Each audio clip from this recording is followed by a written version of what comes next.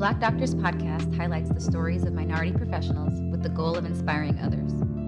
Season 2 provides more episodes and features a wider variety of professions. If you like what you hear, please subscribe and share with others, because the next generation can't be what they don't see. Tune in every Monday to hear our stories told by us. Hello and welcome back to the Black Doctors podcast. I'm Stephen, your host. I'm privileged to be speaking this week with Dr. Derecka Alexander. She is a Doctor of Veterinary Medicine, and we're going to learn about all things animal related. Dr. Alexander, welcome to the show. Hi, thanks for having me. I really appreciate it. I've been so excited to speak with you and learn about this field that I know absolutely nothing about. So can you just start with telling us about yourself and who you are and how you came to be a veterinarian? Okay, so Dr. Derecka Alexander. Everyone calls me Dr. Alexander. And I'm from Kenner, Louisiana. It's a part of the greater New Orleans area. So who dat, go Saints. And I currently reside in Las Vegas, Nevada, where I practice as a small animal general practitioner. So what's a typical day like for you? So a typical day for me is getting to work between 7 and 8 a.m. If it's my surgery day, then I'm there checking in my patients, trying to make sure the surgeries are getting checked in properly, make sure that we have the proper lab work in order, or make sure we're getting the lab work, trying to prep surgeries as well, helping my staff. Usually start seeing rooms right away if I don't have any surgeries. Usually praying and hoping that I don't start my morning off with an emergency. Sometimes that happens.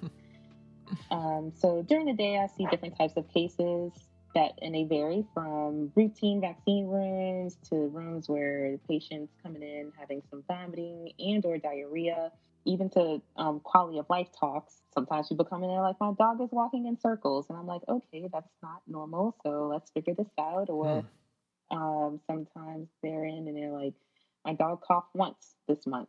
And I'm like, okay, well, let's figure this out. So, they can't tell us, our furry animal pets can't tell us what's going on. And I'm just there to help bridge the human-animal bond and help owners figure out what's going on with their pets so they can get back to having them healthy and happy at home with them. That's so cool. So in a 5-day work week, you have some OR days and some clinic days. Is that how it's set up? Yes. Right now, the practice that I'm at right now, we have 4 to 5 doctors. So right now we kind of split it up to each of us having one surgery day, or 1 to 2 surgery days a week.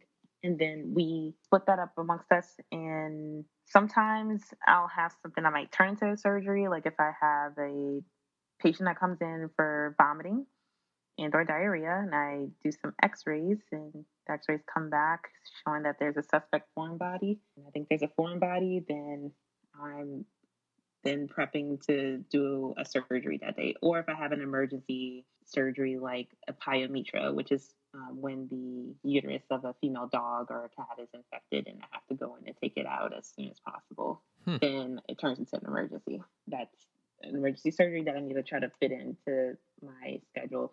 Not every veterinary practice is set up this way. It's just how ours is set up out here in Las Vegas. So at your practice, you have clinic space and operating theater? Yes, I have a surgery suite.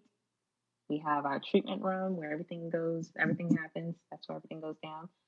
I have the radiology area. That's where we take x-rays and where ultrasounds can be performed. We have some wet tables where we do certain procedures like dental cleanings. And if a tooth or teeth need to be extracted, then we do that at those tables. We also have an endoscopy. We have endoscopy at my clinic. I'm not certified in that, or I didn't go to any special continuing educations for that. My manager did, so she's the one in charge of all that for the endoscopy, which is pretty cool. Kind of cool to see that. So I'm an anesthesiologist, so I have to ask, how does that part of surgery work? Well, we begin with pre-medding the patient according to the blood work, and if we think that patient's a good anesthetic candidate, I just kind of generally make sure that they, on physical exam, that they are clear. I don't feel any enlarged lymph nodes. The heart and lungs auscultate within normal limits. course, we try to do pre-op blood work with everything. We don't like pretty much every surgery has some kind of pre-op blood work. I definitely want to see those liver and kidney values. I want to know what red blood cells, white blood cells, the platelet count is like. And from there, there are a few drugs we can choose to pre-med with. Yeah, just kind of, we pre-med them, we induce them, intubate them, and get it going from there. There's got to shave and make sure we have some good surgery margins for whatever procedure it is. Sometimes I have to warn owners about that because then they get a little fluffy back, and fluffy may not be fluffy in certain areas. And they're like, what happened? I'm like, dude, I got to shave it. Right. Hair is dirty, it gets in the field, it causes more infection, and I'm trying to stop that. And so, like, 99% of people understand. They don't care. There's a few people who are like, hey, wait, don't shave so much. I don't make any promises, though. I like wide surgery margins. The hair I hate if hair gets in my way. I'm like, annoyed while trying to tie up a pedicle or something. We don't have like an anesthesiologist on staff. So basically, I'm like an anesthesiologist. It's me and my veterinary nurse. And then I also have veterinary assistants that are trained in monitoring anesthesia. So before the surgery starts, I'm like going over the protocol with my nurse or assistant. And once I'm in surgery, if something's going on, they're constantly communicating with me. And then there are times when I'm like just communicating with them. I'm like, hey, how's the patient doing? What's going on? Like, let's communicate just in case someone's just like writing down numbers and it might be someone who's new. They might be afraid to say something. I'm like, no, it's okay. Let's communicate. Let's make sure we're always like talk about what's going on like every so often. So, and then after the procedure's done, my nurses are the ones that usually extubate and make sure they're recovering fine, make sure they don't need, or if they do need a heating source, then making sure that the temperature is constantly being checked, or if they don't need it, then we're taking it away and making sure that we have medical collars, those e-collars, the big cone of shame that has to go on everyone because we don't want them waking up and then starting to look at their incision or whatever they had done. So as far as I know in human medicine, like there's an anesthesiologist at everything for everything, but in veterinary medicine, a vet kind of like serves as like every doctor, at least in a GP practice, like in general, as a general practitioner. And that's what I am. But there are specialties within the profession.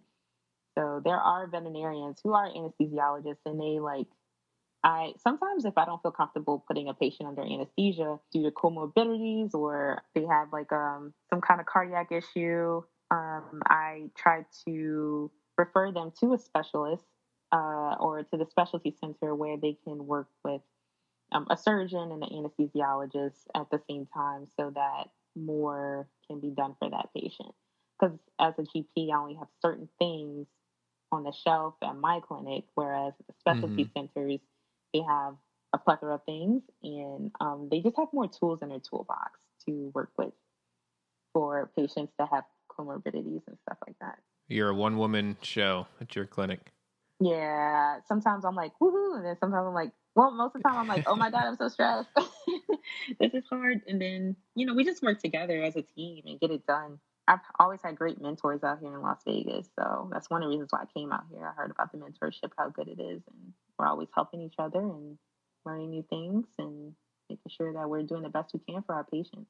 So cool. So most of your patients are like cats and dogs, or most of my what else? So most of my patients are cats and dogs. There are other veterinarians that do more of like a mixed practice, or they'll see pocket pets, exotics. My managing doctor does not like snakes, so we will never have a snake in the clinic while she's there, at least. But I do cats and dogs. Sometimes I like to call myself a pediatric veterinarian. I'll do kittens and puppies. Those are the fun ones. Oh. When they're not sick, when they're just there to get their routine checkup, it's fun. But there are some veterinarians that like to go down the route of equine medicine. So they're working on horses day to day. Some veterinarians like to stick with large animal only, and they're working with cattle, the bovine, cows, bulls. And there are different specialties where people will see a plethora of a range of animals I just stick to dogs and cats because that's what I like and that's what I'm gonna do. Yeah. So with the different specialties, like what other types of subspecialties are there? Like many. So there's anesthesia. There's also animal welfare. There's equine medicine. So animal welfare and shelter med, I kind of put them with the same, but it's the same thing. In shelter medicine, you're mostly concerned about the population of the animals. But yeah, there's a lot of different things. There's ophthalmology. So there are veterinarians who focus on the eyes for all species. Nutrition, internal medicine, and with internal medicine, there are like I guess a subspecialty, if you want to call it that. There's cardiology, neurology, oncology. Oh, wow. There's emergency and critical care. There's dermatology, and it's so funny. Sometimes I see a lot of derm cases out here in Las Vegas, and sometimes I have to consult or just straight up refer a patient to one of the dermatologists. And sometimes I'll have clients. They're like a dermatologist, so I have to make an appointment with. I'm like, no, no, no. There's a veterinarian, someone who went to school for 4 years like me, and then they went to school longer and decided to specialize in the skin. And it's not just like specializing in the skin. They learn a lot about the immune system to figure out like why the skin is reacting that way and what else could be going on and what kind of medications will work for that patient. So I'm like, there's a veterinarian who's a dermatologist, and there's gosh, there's so much. There's pathology. It's the same like in human medicine. All like Yeah. majority of the specialties in human medicine you can find in veterinary medicine, but we definitely don't have as many. Emergency critical care. There's laboratory animal medicine. I know quite a few people who go into that. See what else am I leaving out? Pharmacology. It's not like we have a pharmacologist at like a hospital. They mostly like work with drug companies and do research and help people like me figure out how to practice good veterinary medicine. There's radiology. They're great because they help people like me interpret the little things on the radiographs. I mean, the first time I took a radiology class, I was like, oh my gosh, it's just gray. I was like, I don't know what I'm looking at. Like it's Right. black, white, gray. And but they're really good at picking up those patterns and helping people like me diagnose patients properly. And then there's also therio. So theriogenology, I consider them like the OBGYNs of veterinary medicine. They deal with a lot of reproductive veterinary medicine, large animal, farm animals, equine, aquatics. That's who work at zoos mostly. And then there's also people who do integrative medicine. So we have veterinarians that do the acupuncture or traditional Chinese medicine certifications, and they learn to integrate that into their practice to help their patients. Wow. Within that, sports rehab or rehabilitation in general. And there's also surgery. You have the surgeons that focus on orthopedics and surgeons that focus on soft tissue.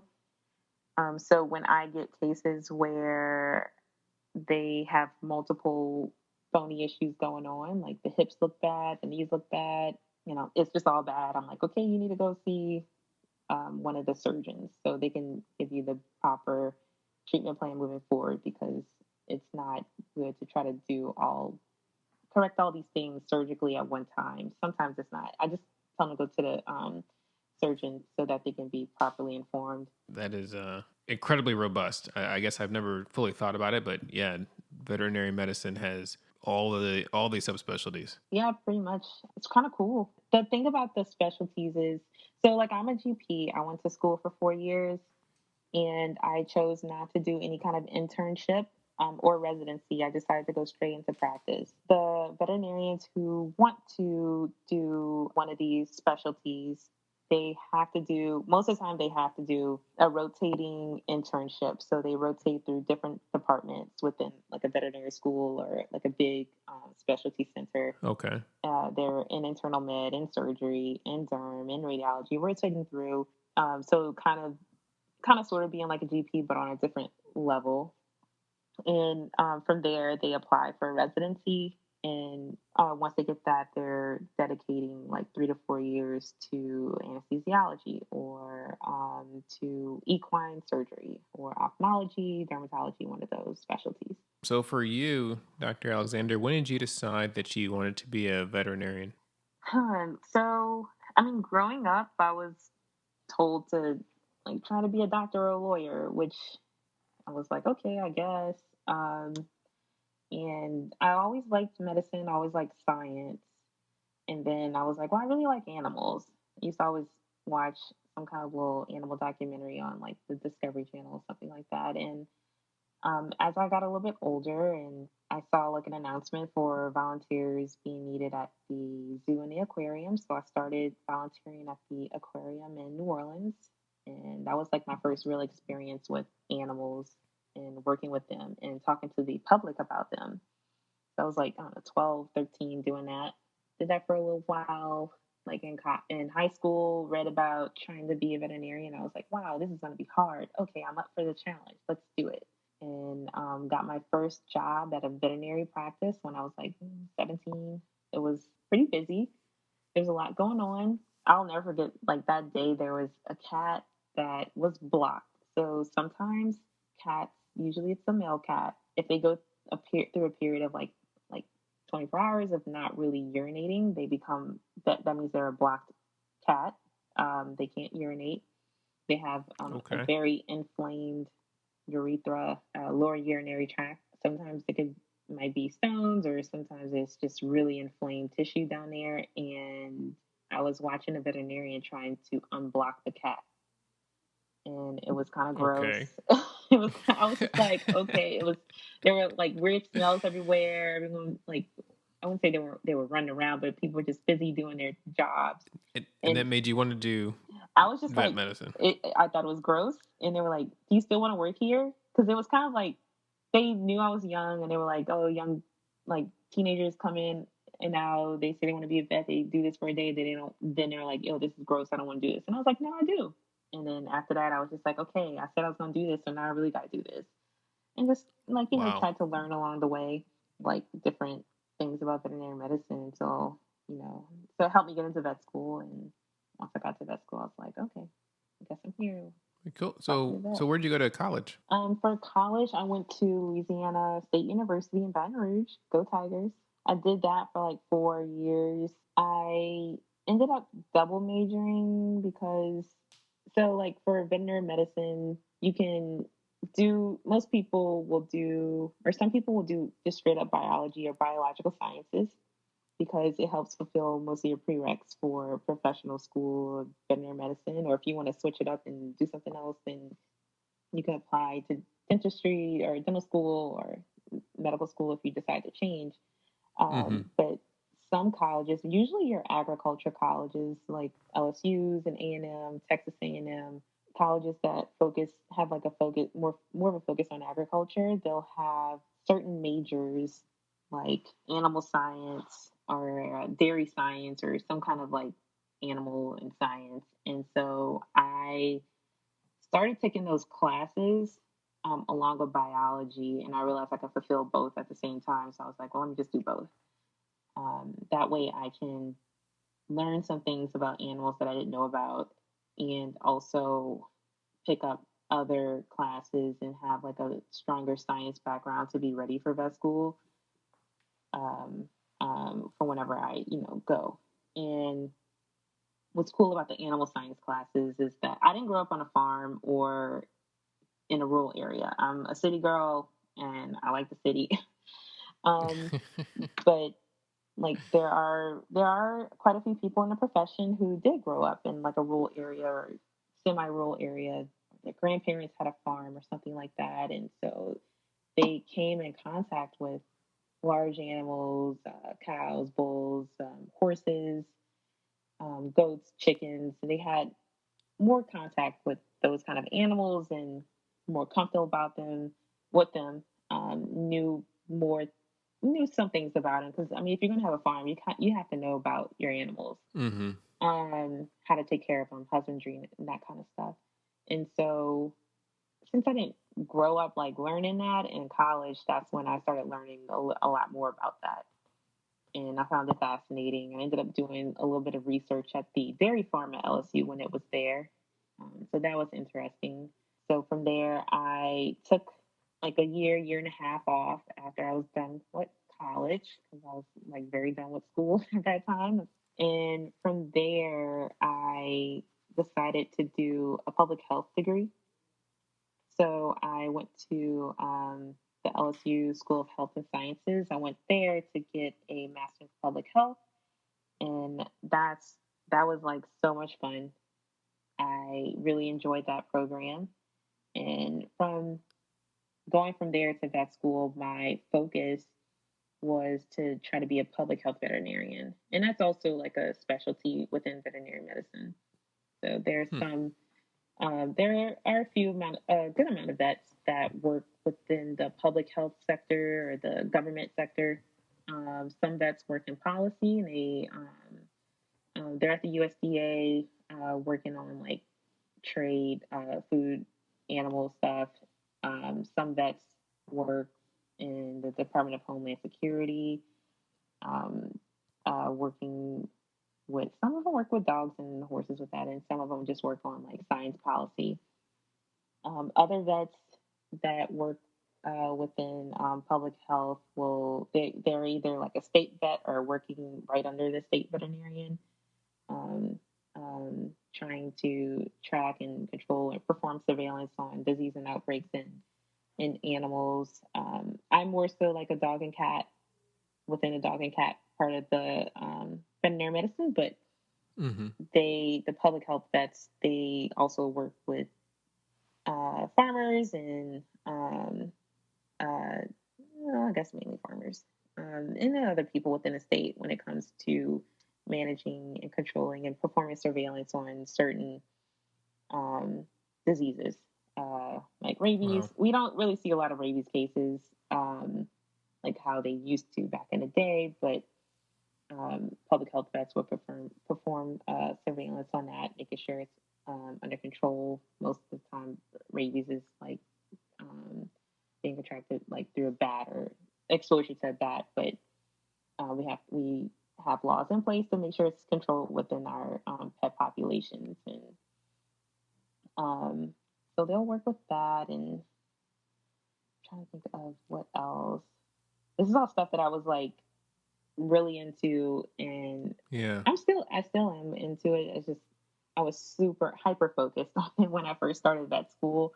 So I just had like a list of things I was going to do, and probably like 6 or 8 months before graduation, I decided to switch it up and do general practice for a little while, which was hard for me because I didn't focus on small animal. I focused on Yeah. trying to do public health. And at the very last minute, I switched it up, and I was just like, okay, now I have a lot to learn before I graduate. And even after I graduated, I would like go home and try to like figure out what I was like not doing or what I thought I wasn't doing right, or trying to just read up on things so I can like just have a better recall of it.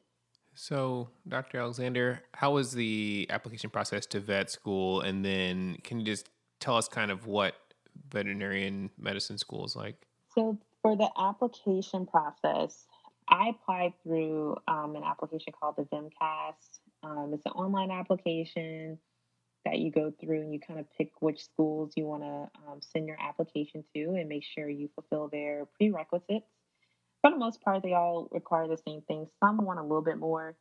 So when I was in undergrad, I was thinking about, I wanted to keep my options open. So besides LSU being on my list of schools I would like to go to, um, there were other schools that I thought would be a good fit for me, and that's another reason why I decided to do biological sciences, because it allowed me to fulfill the prerequisites for other schools that Mm-hmm. LSU classes that LSU didn't require.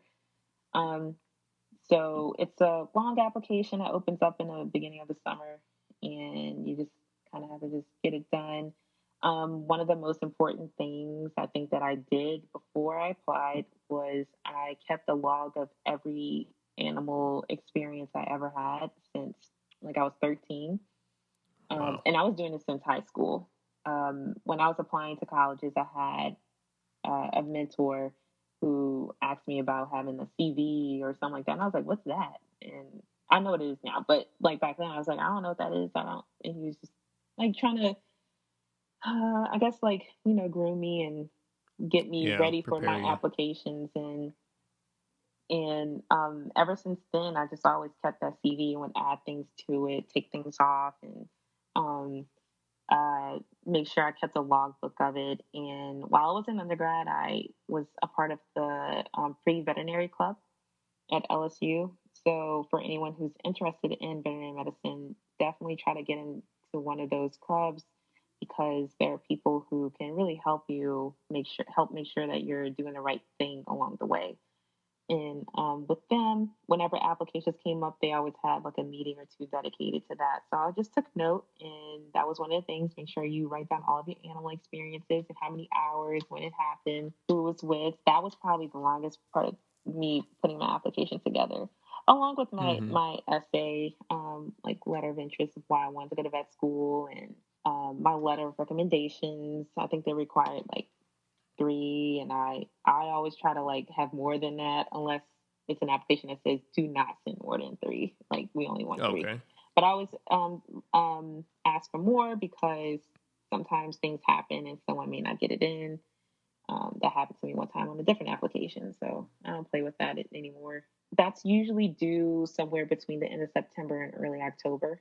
Once that's done, it gets sent to the schools, and from there, they start grading the applications, ranking them, trying to figure out who should get an interview. For me, I like everyone interviewed when I was applying. I think now LSU does early admissions where if they think you're a good fit for the program, they will accept you early without an interview, I believe.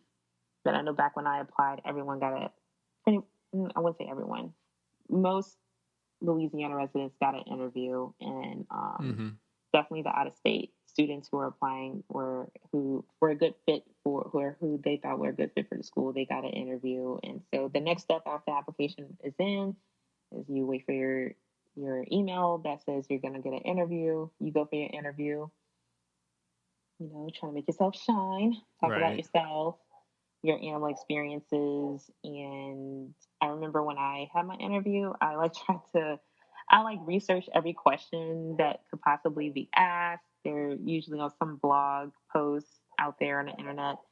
And I tried to pre-answer the questions so that I could just be prepared. Ask people who were like a year or two above me already in vet school how the interview went, what they recommended. I always trust mentorship to people, especially in veterinary medicine, because some things that aren't out on the internet. There are students now or people who are about to graduate. They created YouTube channels to better help those who are trying to get into vet school or who are trying to follow their steps. And I think that's great. I don't have one, but if people reach out to me, I can easily like just point them in the right direction and tell them what I did. And there's one student. She was in undergrad when I met her. I straight up gave her my whole application. I was like, "Here's a copy of my application that I Huh. did, and I had it printed out. I had it ready. I was like, I had all my those questions that I answered. I have them all together, and I just put it in a folder. And I was like, this is everything. This will help you, and let me know if you have any more questions." So I definitely do that for everyone. I can help. I know how to help people get in and I don't mind doing that because people help me. So, and it's. Oh, I was gonna say vet school's not the easiest to get into. There are more vet schools now than when I applied. There's just a couple more, but there's still like less than 35. I think now there's like 32 in the U.S. Wow. Or 32 that are like accredited. And there's a couple that got added on, but way less than a number of medical schools. So it's like when I was trying to go to vet school, all I heard was like how hard it was to get in. It's like it's super hard to get in because there's not many of them. There's not even one vet school in every state in the country. So you're competing with a lot of people for a spot in like a class of, at the time I applied, we were like less than 80, but now I think they're like most vet schools have like 100 spots now.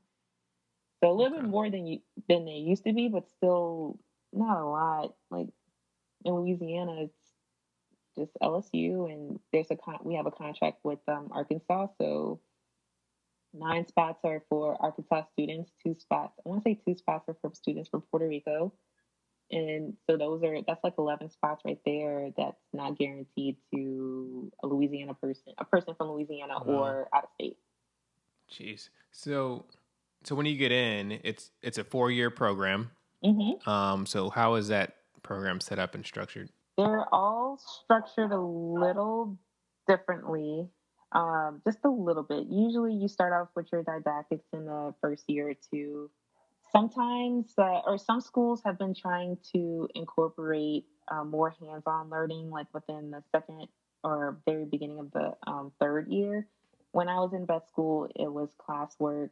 Um, First year, second year, third year, a little bit more hands-on stuff. Our clinics didn't really start until halfway through third year. I'm sorry if you hear barking in the background. This is my roommate's dogs. They're kind of Oh doing no, a it lot. sets the tone. They're doing a lot right now. And I'm If we like, who didn't is hear animals, outside? like, yeah, are you Yeah. even a real vet? Yes, I'm more of like a one animal person. I started off like just doing classwork in the beginning, starting at 8 a.m. to like 5 p.m. every day. And the first year was like anatomy lab, so it's like class all day, anatomy lab all night. And then I know in human medicine you have to know about the human body. Like that's like just one structure, one species. And in veterinary medicine, depending on how the anatomy class is set up, schools vary from anatomy one school to the another. Their anatomy departments vary, but for the most part, you got to know about dogs, you got to know about the cats, you got to know about your bovine, bull, cow, and you got to know your equine anatomy. Mm-hmm. And then in between there's like something about sheep, something about goats, something about a rat, because you need to know that. So you need to know about a bird. Birds are kind of simple, so no one really stressed. Like in my opinion, their anatomy is simple. But dog and cat, that wasn't. It was bad, but it wasn't too bad. Then when we got to like the large animal, I was just like, oh gosh, like we're in there just trying to, dissect a horse, and that's not easy. I'm trying to get through all those layers, find the right vessel you need to trace, and go from there. So that first year was long and tough. Second year, more classes, more tests, average of 2 tests a week. You just push through until the end, and you're like, yeah, I'm done. And then you start up again a few weeks later and push through to the end. Third year was a little less stressful just because like you're there, you're used to it. You're like, okay, this is it. This is what it is. And so you just do what you need to do, and then you get to clinics, and that's a different kind of learning curve. So you're there, and now you need to apply everything you learned from like year 1 to year 3.5. And some schools will track. Some schools kind of push people to focus on small animal or large animal and take those rotations. At LSU, I was able to pick a special track. My track was public practice, so I wasn't on clinics a lot, maybe like half the time. Like I was on clinics, and I would leave and go do an externship, like with a veterinarian who was focusing on food policy, and then I would come back and have to do clinicals, and then I would leave again and go do another externship. So um, so my veterinary experience was, or my clinical year experience is very different than your traditional veterinary student, just because I didn't focus on animals. I kind of focused on public health and policy Yeah. and trying to figure that out until the very end. Then I was like, okay, let me focus on animals before I graduate. Oh, that's awesome. So what would you say to students that are considering becoming veterinarians? What I would say to them is to, like, I always tell students, or I try to tell students, to write down their why. Like, why do you want to be a veterinarian? Seeing that you love animals, that's cool, that's great, but like, it's the profession's so much more than that. And you kind of need to like dig a lot deeper to like stay the course and stick it out. I love animals, but there are times when I'm always seeing an animal in some kind of pain and suffering. And if that's not something that sits right with you, then you kind of have to like dig a little bit deeper. Or, I mean, some people kind of just choose to do research, and that's fine. Like, I love people who do research. They help me figure out how to practice, they help me know what I need to know to tell my clients. Um, but figure out your why and then seek out experiences with people who are working with animals. So I was lucky enough to get a job at a veterinary practice when I was in high school for a little while. And I got that job through a teacher who was like, oh, go check out this vet and see if he's hiring. Because if you want to be a vet, you should go work at a vet clinic. Like, it's very like important to seek out those experiences so that you understand um, the profession and get a little taste of medicine, and it just helps things stick along the way. And it also helps you with reminding you why you want to do what you want to do, seeing someone um, working in that job every day. So I just thought it was super cool to um, see the doctors like heal animals that can't talk and can't tell them where the pain is. Yeah. And so that's like number one. And don't stop with like the first person. Someone may tell you no. I've been told many times, and then I just move on to the next person or the next job, the next offer. And there are times where I just have to volunteer, and I was like working for free. I Wow. did that a lot. There are people who kind of just take advantage of the young vet or pre-vet student who really, really wants to get into vet school and will do almost anything to get in, and that includes working for free. So I did that, and it was what it was. I still value and cherish those experiences. And what else did I do? I always encourage people to do a little bit of research as well. I think it's stressed a little bit more nowadays for students who are applying to veterinary schools. Back when I was applying, it wasn't stressed too much, but I like research. I thought it was cool.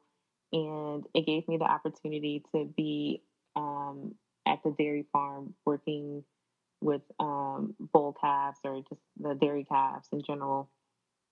Um, and I would have never gotten that experience if I wouldn't have went into research Yeah. or did a research program at LSU that offered that opportunity for me.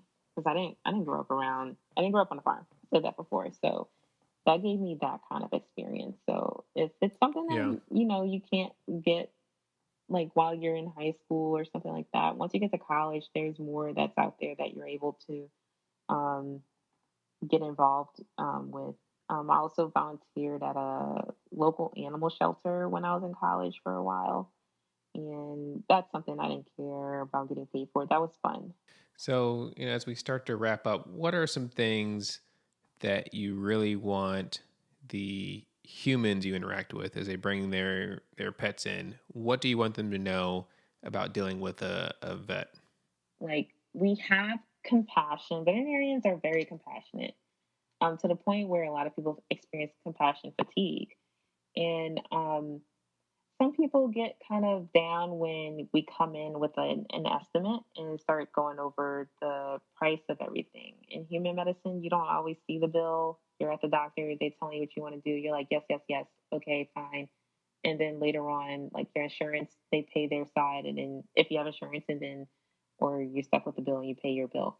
In veterinary medicine, not every pet has pet insurance. There is pet insurance out there for pets, but like I don't know, maybe like a third of the client or patients I see have it.